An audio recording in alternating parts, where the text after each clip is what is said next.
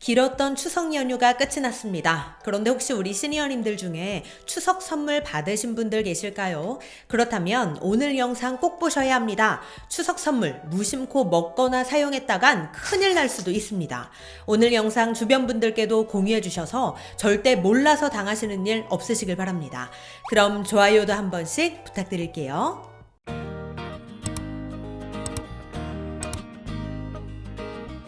안녕하세요. 시니어를 위한 꼭 필요한 정보 시니어 전성시대입니다. 우리 시니어님들 추석에 선물 세트 선물하거나 또는 받으셨나요? 그런데 이 선물 그냥 먹거나 사용해서는 안 되겠습니다. 두 가지 경우를 반드시 주의하셔야 하는데요. 우선 첫 번째 경우부터 알려드리겠습니다. 추석 선물 세트 때문에 벌금을 물 수도 있다고 합니다. 이게 어떻게 된 일일까요? 자세히 살펴보면 이렇습니다. 우리가 명절 선물을 받아보면 사실 겹치는 선물들이나 비슷한 선물들이 들어오는 경우들이 꽤 많은데요. 그럴 때 요즘엔 중고거래 관련 사이트나 또 당근마켓 등 다양한 중고거래 플랫폼들을 통해 받은 선물을 되파시는 분들이 많습니다. 실제로 관련 사이트나 앱에 들어가 보면 이 추석 선물로 받은 것들을 다시 되파는 분들을 심심치 않게 볼 수 있는데요. 아무래도 비슷한 게 들어왔다거나 잘 먹지 않는 식품을 받았다거나 건강기능식품을 받았는데 체질에 맞지 않는다거나 뭐 이런 여러 가지 이유들로 인해 내가 소비하기보다는 다시 판매하시는 경우들이 많은 것 같습니다.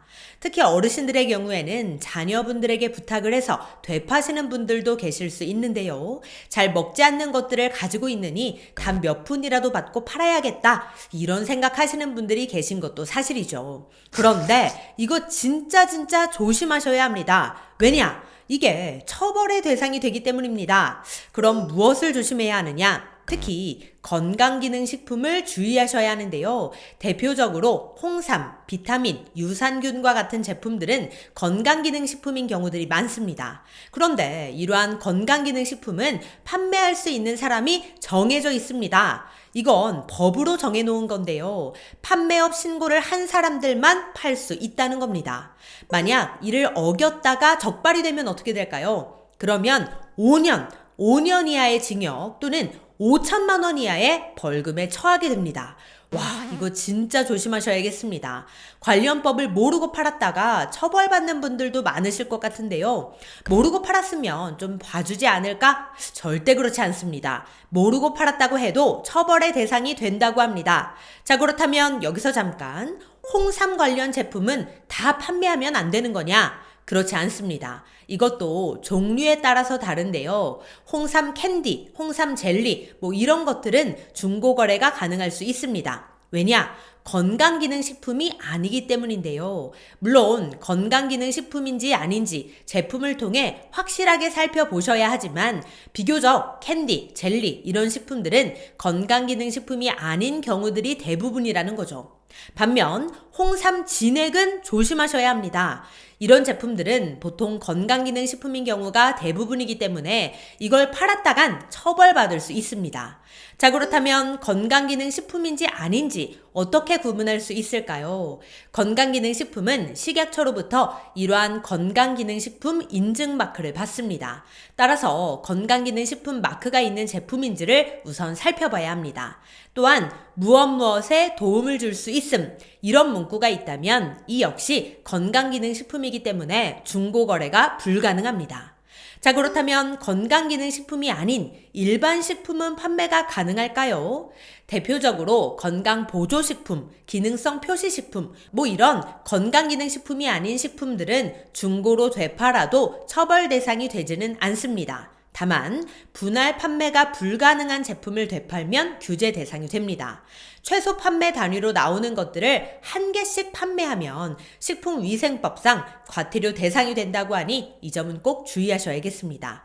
자, 그렇다면 술은 또 어떨까요? 선물로 받은 술을 되파는 것도 불법인데요. 주류법상 판매 면허를 받은 사람만 판매할 수 있기 때문입니다.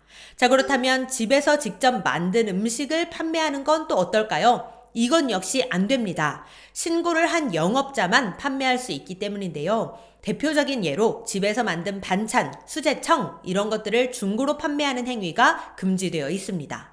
또 있습니다. 포장을 뜯은 식품, 상하지 않았으니까 팔아도 되겠지? 이렇게 생각하실 수도 있는데요. 포장을 뜯은 식품 역시 판매할 수 없으니 이 점은 꼭 기억해 주시기 바랍니다. 자, 이어서 추석 선물에서 주의해야 할 두 번째 케이스 알려드리겠습니다. 특히 추석 선물로 참치, 스팸, 통조림 같은 걸 받은 분들이라면 반드시 이것부터 확인해 보셔야 합니다. 추석 선물 세트 중에 통조림 형태로 되어 있는 식품들이 참 많은데요. 그런데 무심코 먹었다간 건강에 치명적일 수 있습니다. 왜냐? 다들 통조림은 오랫동안 보관이 가능한 식품이니까 오래 두고 먹어도 좀 믿고 먹는 경향들이 많은데요. 보관도 대충대충 하는 경우들이 많습니다. 웬만하면 상하거나 변질되지 않는다고 철석같이 믿기 때문이죠. 그런데 그렇게 믿었다간 큰 코 다칠 수도 있습니다. 우선 통조림은 장시간 보존할 수 있도록 만들어진 가공식품이 맞습니다. 그러다 보니 참치, 꽁치, 고등어, 연어 이런 생선류뿐만 아니라 파인애플, 황도, 백도와 같은 과일류들까지 참 다양한 통조림 제품들이 나오는데요. 요즘에는 일반 반찬류들까지도 이런 통조림 제품들로 출시되고 있습니다. 그만큼 편리하기 때문인 거겠죠. 그런데 여기서 주의할 점이 있습니다. 통조림을 까기 전에 반드시 확인해 보셔야 할 것이 있는데요. 그것은 바로 미세한 구멍이 나 있지는 않은지 이런 외관상의 문제를 잘 살펴보셔야 합니다. 왜냐? 유통 또는 보관 과정에서 미세한 구멍이 났다면 이 구멍으로 인해 안에 곰팡이가 생겼거나 이물질이 들어갈 수도 있기 때문인데요. 이뿐만이 아닙니다. 통조림은 진공 상태잖아요. 그래서 정상적으로 잘 진공이 되어 있는 상태라면 뚜껑이 살짝 들어가 보일 수 있습니다. 그런데 만약 반대로 통조림이 볼록하게 팽창되어 있다면 이건 식품이 상해서 가스가 발생한 경우이니 이 점도 반드시 체크해 보셔야 합니다. 자, 여기서 한 가지 더. 통조림 제품에는 방부제가 들어있을까요? 그렇지 않습니다. 방부제 없이도 장기간 보관이 가능한 식품이 통조림인데요. 따라서 개봉을 하고 나면 즉시 빠르게 섭취해 주는 게 좋습니다. 그런데도 만약에 통조림 속 식품이 좀 남았다. 그럴 때에는 반드시 다른 밀폐 용기에 옮겨 담으셔야 합니다.